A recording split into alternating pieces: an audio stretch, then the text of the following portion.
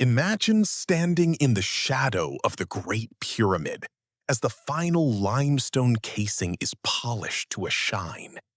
But as you reach out to touch the stone, you notice your own reflection beginning to flicker like a dying television screen. You haven't just stepped into the past, you've stepped into a cosmic trap where every breath you take is a potential rewrite of the entire human story. Most of us treat the idea of a time machine like a glorified Uber, a way to skip the boring parts of the present and witness the greatest hits of history firsthand. We imagine ourselves walking through the markets of ancient Athens or standing on the deck of the Titanic, armed with the intelligence of a god and the luck of a lottery winner. But the reality of historical tourism is less about sightseeing and more about surviving a biological and logical minefield that the universe never intended for you to cross. The moment you exit that machine, you aren't just a visitor. You are a foreign object in a delicate mechanism, and the friction you cause could set the entire timeline on fire. The first thing that would hit you isn't the wonder, it's the smell and the sheer overwhelming cultural shock of a world that doesn't share your DNA or your definitions of reality. If you traveled back just 500 years, you would be a biological weapon. The common cold viruses living harmlessly in your modern nostrils would be a death sentence to the people of the 1500s, potentially triggering a global pandemic centuries before the world is ready to handle it. Conversely, the immortality you think you possess from modern medicine would vanish the moment you drank the water or breathed the air of a pre industrial city. You would be a genius in a world where your knowledge of electricity is useless because there isn't a single copper wire on the planet. But let's say you survive the germs. You then have to face the Bootstrap Paradox, the ultimate headache for any chrononaut. If you travel back to meet William Shakespeare and hand him a copy of his complete works because you're a fan, and he then publishes those plays using your book as a guide, who actually wrote the plays? The information has no origin. It exists in a closed loop, an influence that defies the laws of cause and effect. This isn't just a theoretical problem. It's a structural threat to your existence. The deeper you integrate into the past, the more you risk the grandfather paradox, the terrifying possibility that a single unlucky accident involving an ancestor could erase your birth from the records of time. As you move from the past into the deep future, the wealth of your current knowledge becomes even more of a burden.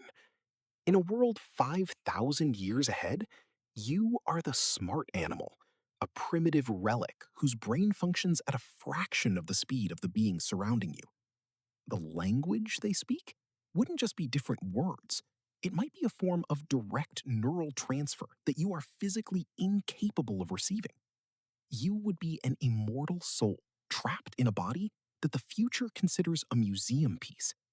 The shock of seeing a world where humanity has either evolved into something unrecognizable or vanished entirely would be enough to shatter any mind, no matter how intelligent it claimed to be back in the 21st century. The luck of being a time traveler is actually a curse of infinite responsibility. Every action is a gamble with the lives of billions. If you prevent a war in the 1940s, you might accidentally prevent the birth of the scientist who cures cancer in the 1990s. You become a god who is too afraid to move, a rich man who can't spend a single second of his time for fear of bankrupting the future. You realize that the limitations of living in a single linear timeline are actually what give life its meaning. Without the unknown, there is no luck. Without the end, there is no value. Eventually, the novelty of any point in history would be replaced by a desperate, crushing homesickness for the now. You would understand that the people you met in the past were never characters in a story, but living, breathing individuals whose future was just as precious to them as yours is to you. To stay in the past is to be a ghost. To stay in the future is to be a specimen. The only place where you truly have power is the present moment, the only part of the timeline that hasn't been written in stone yet. The true miracle of human history isn't that we could visit it, but that we managed to survive it at all without the help of a time machine. We are the products of a billion lucky coincidences and intelligent choices that had to happen in exactly the right order. To disrupt that order is to gamble with the only thing that actually belongs to us, our existence. Time travel proves that while we might want to see the end or the beginning, the most important part of the journey is the part we are currently walking through. The past is a graveyard of lessons, and the future is a cathedral of possibilities. But the present is the only place where you can actually make a choice that matters. If you had the chance to step into that machine right now, knowing that your first step could be your last, would you still pull the lever? Hit the subscribe button to join us as we continue to tear apart the fabric of reality. And let me know in the comments, if you could only send a one-word message to your past self, what would it be?